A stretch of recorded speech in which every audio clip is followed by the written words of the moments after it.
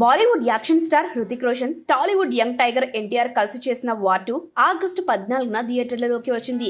భారీ బజ్ లేకపోయినా రిలీజ్ తర్వాత ఊహించని స్థాయిలో కలెక్షన్స్ రాబడుతూ హాట్ టాపిక్ అవుతుంది. మరోవైపు లోకేష్ కనకరాజ్ దర్శకత్వం వహించిన రజనీకాంత్ హీరోగా వచ్చిన కూలీ కూడా బాక్స్ ఆఫీస్ వద్ద జోరుగా నడుస్తుంది.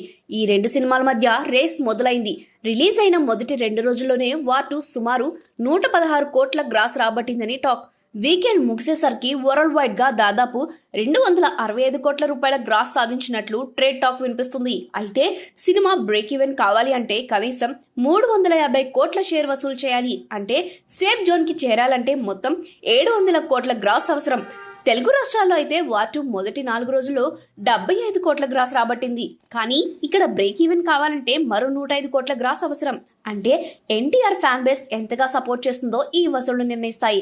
ఇక కూలీ విషయానికి వస్తే మొదటి వీకెండ్లోనే వరల్డ్ వైడ్ గా 385 కోట్ల గ్రాస్ వసూలు చేసిందని వార్తలు వస్తున్నాయి. దీనికి అర్థం ఏమిటంటే కూలీ వార్ 2 కంటే సుమారు 120 కోట్ల ముందుందనే చెప్పాలి.